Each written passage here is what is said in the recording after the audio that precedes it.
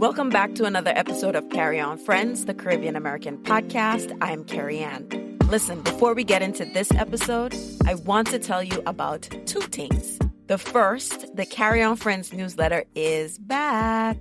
All right, I went on a little hiatus last year. I wanted to get audience feedback, and I got that. And so I'm excited that the newsletter is back. And I've listened to you and made some improvements to the newsletter.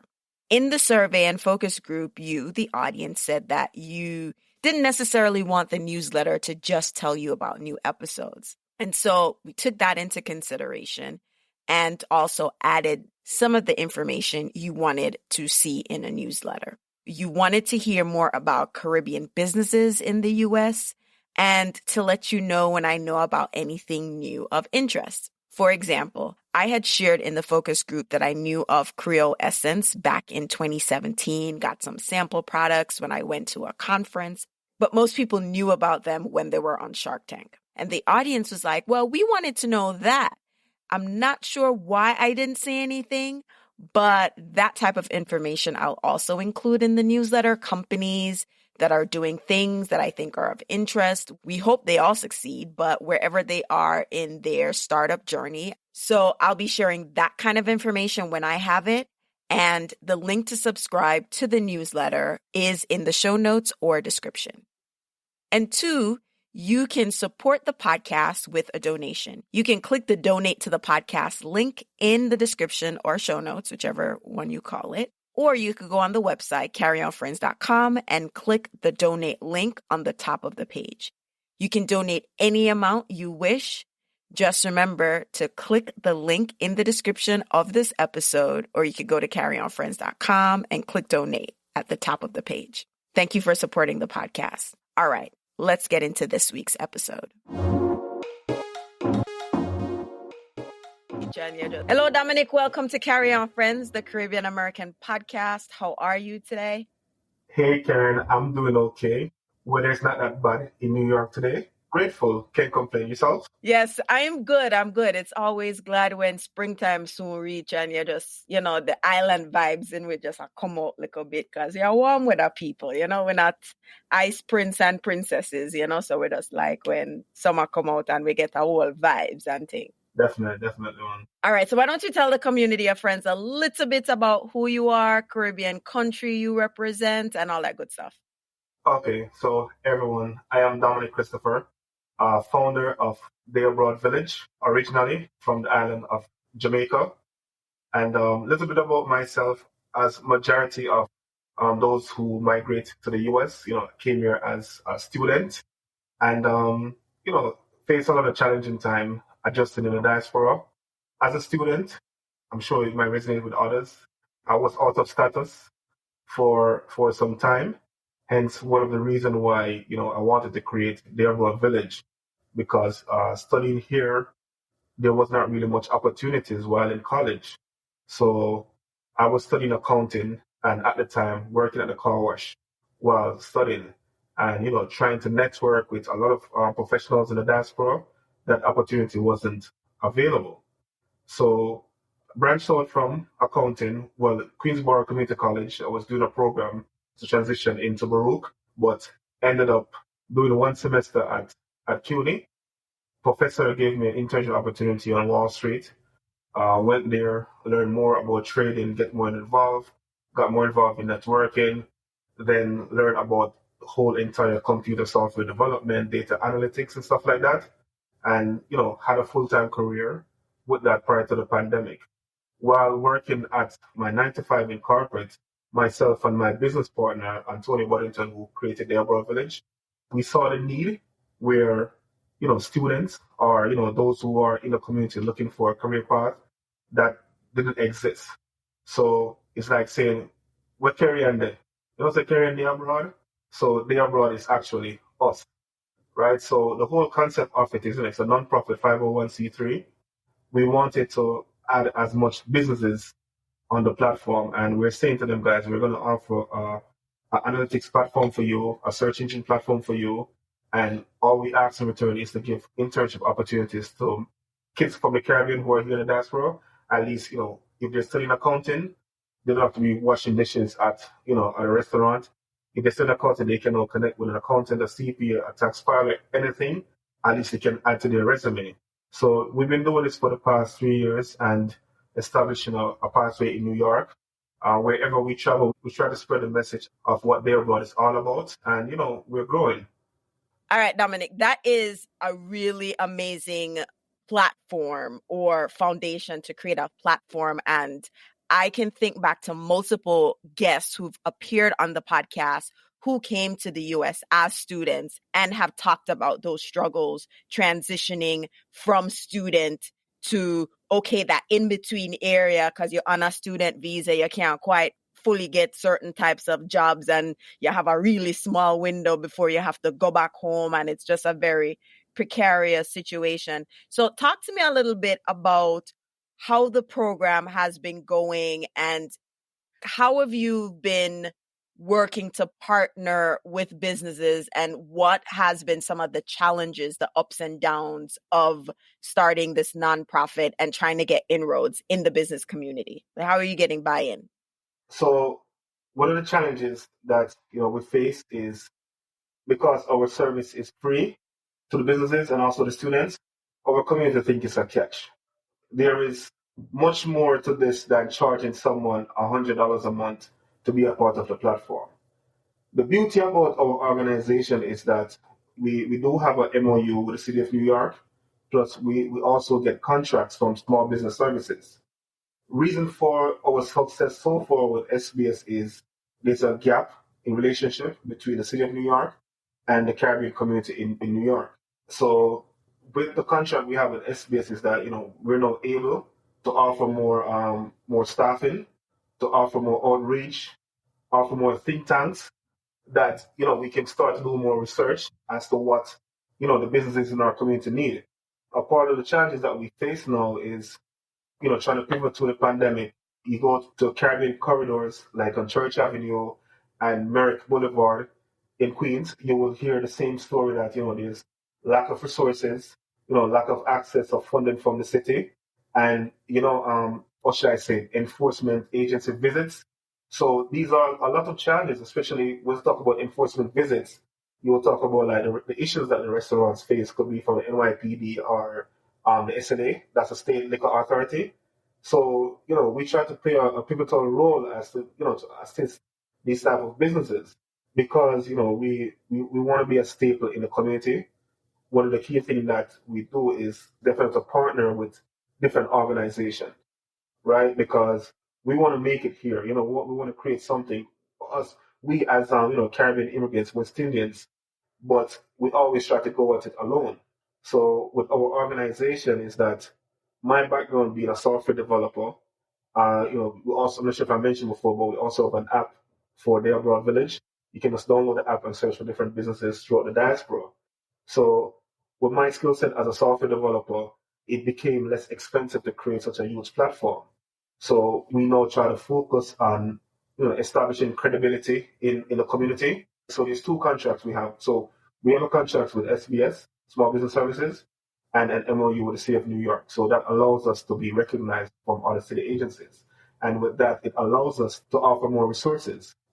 What we are currently working on, I just have to check my email if it's signed, is because, we now have an MOU with Medgar Evers, Caribbean Research Center, because we wanted to reach out to those who are stable, who have a brand in the community, that we can say, okay, this is who we are, innovative platform. You guys have the resource, you guys have the network.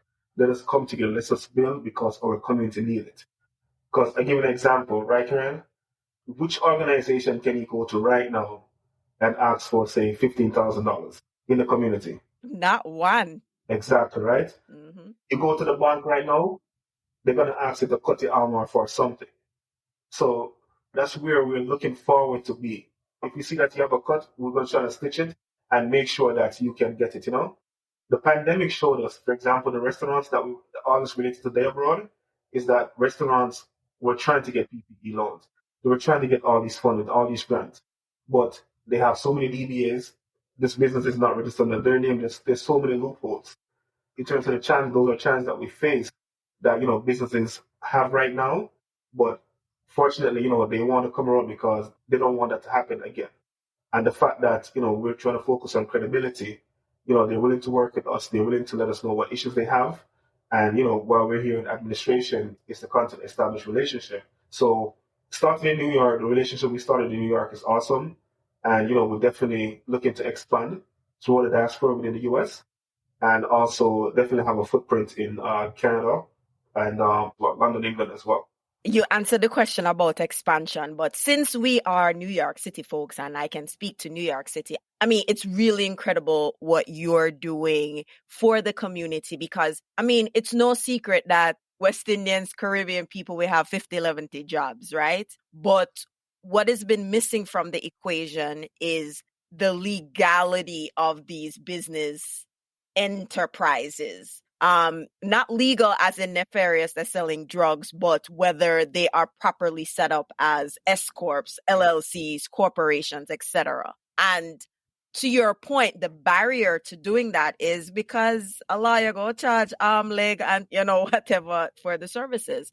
And so, what are some other services you find that is beyond a necessity for Caribbean businesses to thrive that they're now realizing post-pandemic that, in addition to making sure that we're an LLC or whatever, we really need to get this particular thing sorted out. And as we say, copacetic, it's set away. Like, what is another area that businesses are recognizing that, they need to level up on that?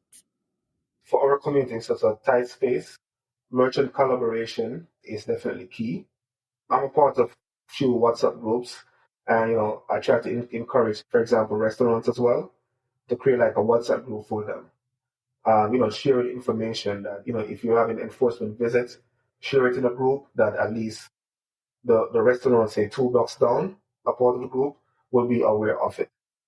As I mentioned, that one of the issues is like finding the right professionals to assist. That's one reason why, like with us having accountants on the platform, having doctors, but let's focus more on the accountants and also on the attorneys. Is most attorneys in our community that I see so far is focused on more like a whole, what's that word, like a collective of different law practices. They're not specializing in business, so you find a lot of immigration lawyers. There's not ones that specialize. Correct. So the challenge is, definitely for the business, but we would like to have more professionals that attorneys can brand themselves as business attorneys, tax attorneys, estate planning attorneys, not focused only like on landlord tenant or divorce or, finding an attorney that can actually use to help to build your business. Those are things that, we're trying to focus a lot more, even to have more bankruptcy attorneys. Because in order for us to do this, like, the businesses have to open a new chapter in your life, So whatever issues that they have, working with bankruptcy attorneys that can fix them. I personally believe that, it's one of the best gifts as an American that, that business can file bankruptcy, right? And it's what you do after that for the next 7 years. But seeking professional help, having more resources, and the key thing is no matter about the amount of finances, the amount of wealth that I see that's in the community, it's just a matter of trust. And I think on all sides, once we can trust, or once we can have that organization that's doing work, for example, like Deh Abroad, that they can relate to, that's what I think can actually help our community. Because, so for example, in New York City, Department of Consumer Affairs, I will have a director from there will call me or email me because there's not much organization that they can reach out to. So what they're saying to us is, if you have an employee, we get it. We understand the issues, but New York is pretty much lenient in order to offer assistance to those who are here, right? There's so many assistance as to that most people who are here in the diaspora, like having a New York City ID. Most people don't know how beneficial it is. Like, okay, having a New York City ID is like saying, oh, I'm undocumented. That's not the case. It can work in your favor, right? Those are things that we're trying to do to educate our community on. Also, starting a business, we also work with SBS as well, with a relationship to gather as much information best as possible to have Caribbean business, West Indian businesses become MWBE certified. Going through the tedious process of obtaining the certificate is one, but we're working on more to assist them in terms of say getting contracts because that's where we need to be. You mentioned where we are. I'm sure we live in a predominantly Caribbean neighborhood. We're saying to these business, for example, restaurants, and guys, stop complaining, have everything in order. We're here to help you because you're probably saying Flatbush, Canarsie, St. Albans, all these schools are predominantly West Indian students. We can work together that instead of having food from Staten Island or not related to the Caribbean, where these kids can now start taste ethnic produce, like say not tiny patties in the morning, or should I say like instead of having say peanut butter and bread, guava jelly and bread, those type of things. So many bakeries, that's where. No, but you make a good point. But you call my son middle name guava jelly and bread. Exactly. Would I feel nice? Yeah. You go to school in the morning, feel happy just to be there. Yeah. And it's about supporting the businesses and let people know.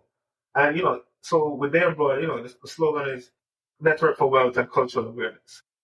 I don't play netball, but I'll be walking around the community and you will see so many baseball pitch. A Jamaican not play baseball. Man from Guyana not play no baseball. Yes, you have cricket, but at least you can start have like netball. Let's focus on the culture. You go to other communities and you will see wherever they are in East Asia or wherever or Eastern Europe, they will have activities that relate to the culture that it can keep it going. So these are things that I can say it now because we're currently working on it. That we can have these activities more in our community that we can relate to the culture. You have a man or woman haven't been home in say 20 years. The fact that you can go to where Wilkins and see some kids that play netball. They used to have that up at Lincoln, the park when you come down off Eastern Parkway on Rochester. They used to play netball there, and I don't live that side anymore, but they used to do that regularly, have tournaments. But I also think the challenge that we have is a generational interest, and that could play to your point that we don't have it enough, for auntie to want to teach somebody else how to play netball and thing, but if you try the netball, me can try pick up but me role as wing defense. We are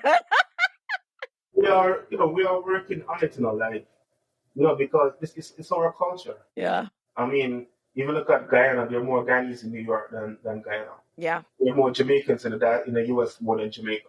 Let us talk about that, right? So I love the name Deh Abroad. It's a very Jamaican colloquialism, but it's just like when I went to Jamaica the other day for my father's funeral. So I said to Stacy, and I was like, "What happened to so and so?" And she might say, "Most of who Deh Abroad." Exactly. Who I would have grown up with. Guys, and I'm saying Stacy because, side note, I discovered Dominic comes from the same community my father is from. I don't remember him. He was probably too young and I left many, many moons ago. So I called a name he'd recognize. And so sidebar done. And don't usually sidebar, let them know it's a tiny community. It's a tiny, tiny community.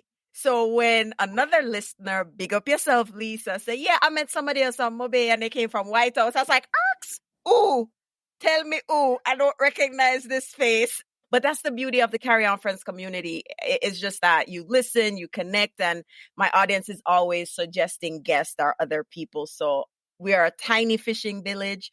And I love to talk about if the original place to get fish are Mobe, you're coming to White House.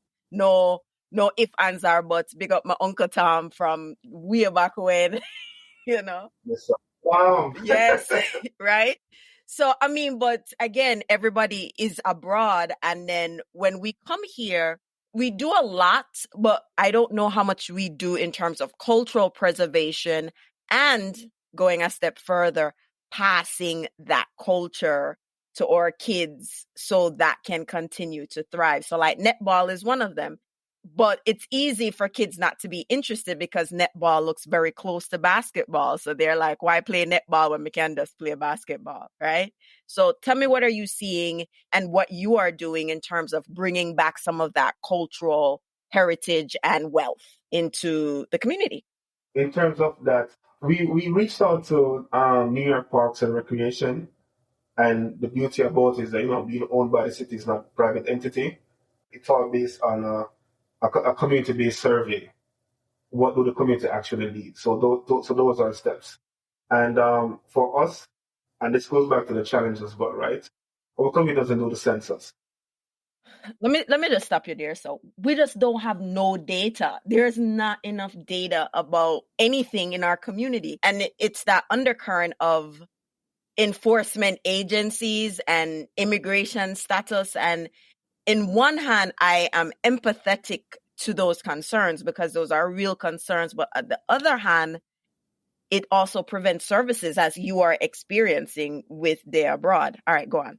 And it also goes back to what we're focused on is the key thing is to become a credible organization. That's the main thing that we're trying to focus on. Because, same thing with issues with the businesses, it's the same thing with the community. And we wanted the community to know, guys, listen, doing the census actually helps you, right? We will complain that, the schools are overcrowded. We will complain that there's not much street sweeping going on in our community. There's not much sanitation doesn't visit the community a lot. We will complain about all these issues, but once this data gets compiled into different communities or goes to Albany, no one is going to remember Laurelton, right? But they will look at the number of residents within that district in order to facilitate the needs. Because if you look at public schools, how can you be upset at the Department of Education having one teacher, not even an assistant teacher, assisting, say, 40 kids? The census stated that there's like 10 kids in the community per class, right? So we need those issues. Another piece that is also necessary is when it comes down to voting, right? As an immigrant community, we're still, majority of us are still citizens. We focus more on federal election when the needs for our community is to focus on municipal election. Your listeners, do they know who their congressperson is? Do they know who their state senator is? Do they know who their council member is? Do they know who their assembly member is? We need to know who these people are. These people are sent to Albany, sent to Washington in order to assist our community. And we have to vote in or don't vote them in. You can't just go to the poll and say, okay, you're going to vote in the primary. This person looks good. Let me vote them in as a Democrat. When you look at the general election, it's like, okay, he's a Democrat. He's going to win. Let me not vote. You understand? This is where we focus more. So, okay, your vote matters. You're not dealing with anything with electoral college and local municipal election. You're dealing, okay, you're voting this person. You have a voice. So these are things in terms of collecting data, because you go to electoral officials, they don't have any data because you're not voting. You understand? But those are things that actually push our community. These are lawmakers who can actually make a change. And, if we come together as a community, it actually helps. One of the beauty that I do respect about Caribbean West Indians, Caribbean including Haiti, Dominicans, Puerto Ricans, Cubans who are in New York, is that we come here and we actually build assets. We own our homes. We might not be able to pay it, but guess what? You're going to try to rent the second floor or the first floor in order to assist with the mortgage. So we come here trying to make a change.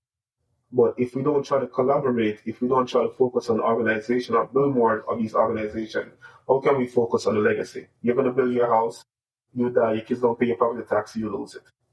We have to focus more on generational wealth. It's not about the stock, it's about offering substance. So we're saying to these people that, there's no catch. We're not asking for money. We want to build generational wealth. And we want to say, okay, come to us, it's secure.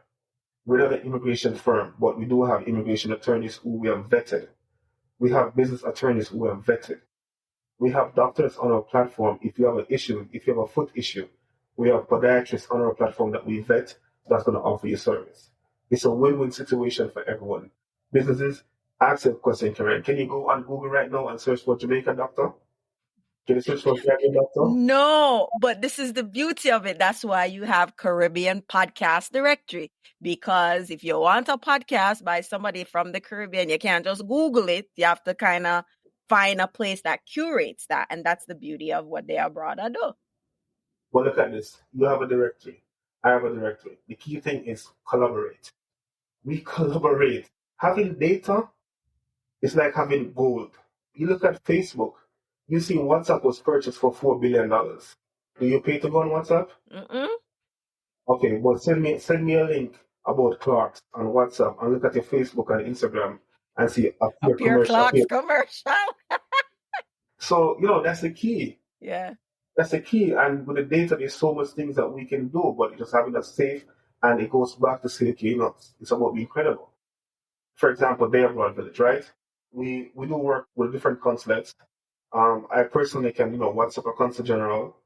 If you have any issue and you're scared, you message us, right? And we try to assist that. Okay, let's see how we can expedite you getting your passport renewal. How can we assist with you getting a personal tax ID number? Then getting a business tax ID number in order to open up a business, because you're going to need that stamp from the consul general. Those are relationships we're continuing to build in. So just wanted to add that piece. Thank you. Oh my goodness. I feel like there's so many things I'd want to talk to you about. But as you wrap up, because the work you're doing is amazing, how can listeners support Deh Abroad? Do you have anything coming up that, I see that you do at community events. So tell me about how people could support you, what you have coming up, and all that good stuff. Sure. So it's easy to find us, and it's spelled DEH, Deh Abroad, DEH Abroad.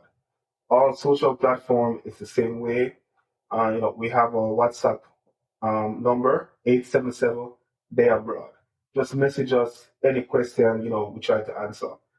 One of the key things is, glad you mentioned about events, is June is recognized in the US as Caribbean American Heritage Month.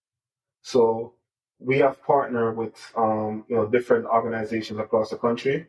One of the things we have planned, we have workshops planned. First one is CUNY Now First. It's a platform from CUNY where they assist immigrants with immigration issues, mostly about becoming a citizen. We're going to be doing a free workshop. Those who qualify can get free counseling and free assistance in terms of filling out the N400 forms about obtaining citizenship. Those are part of the program that we're going to be running in June. We're also having a business workshop. We also have Caribbean American Restaurant Month.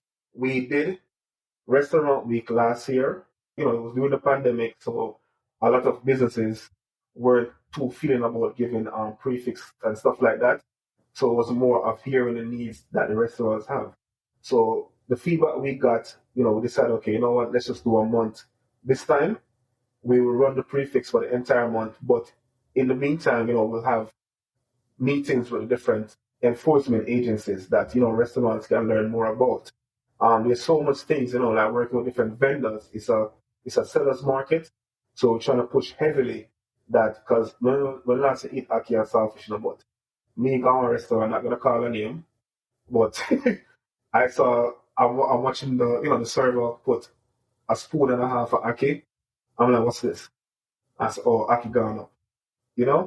So I called the owner. I'm like, boss, what's up this month? You guys are counting about the ackee? So she said, give me another scoop. I'm good. And I mean, it's similar to the Twitter conversations, because I don't eat meat. So the oxtail price gone up. Everybody complaining about oxtail. So, and even so for me, like I can get oxtail is like $12 a pound. I spoke to a distributor. They're willing to give it to me at $9 a pound. So the restaurants that are part of affiliated with us, we do send them an email about that they can much better way of purchasing goods. So the restaurant month, focus more definitely on the prefix, having events with different agencies. We definitely want to take it to the media, to mainstream media, because Caribbean is about culture. It's about food and entertainment. We have the entertainment, but we need to showcase food. We have so many celebrity chefs on the platform, and they're willing and ready for us to go out and have these guys here. Right? We're going to be having a launch for Restaurant Month, and we want everybody from the consumers, the restaurant owners, everybody to indulge and actually taste what what West Indian culture has to has to offer. So yeah, man. So June is definitely it, and you guys are gonna be seeing more about what we're doing. You guys have a platform, want to collaborate, we're not charge nobody nothing at all. And we have the right professionals in the community that we vet. So June is definitely our month. Like, June is where we're really gonna focus more and say, listen, Caribbean people, we're here, we're American strong, we're excelling, we have a vice president of Caribbean background, there's so many people with Caribbean background, people are doing well. One thing we do, we come up foreign, we come juggle. When we come over there, we come juggle. Yo, we're not You know coming what I off mean? a way star. We're not coming off like Lele. Yeah, whatever Yeah, it's called. yeah. And that's one of the reasons. That's one of the reasons why I try to focus more on the students, because I don't want to feel as okay with the skill set that you have, especially coming from the islands, you're gonna be here in corporate and forget about the community. With internship opportunities, we're trying to bridge the gap between the students who want to excel and that your businesses in the community that's willing to help you, but there's a lack of resource of connecting it. So that's where we are right now, just trying to offer as much opportunity. Because, one Caribbean, we say divided by water, united by culture. And, once a day abroad, you live, eat, play abroad. Your seat. Oh my goodness, this is so exciting. I know say I don't go time you go come on the podcast, but he already dropped his social media handles. Deh Abroad is going to be in the show notes. And if you're listening and there's some listeners I already know I'm going to reach out to, but if you're listening, you have a business, you need to be on the platform in the directory.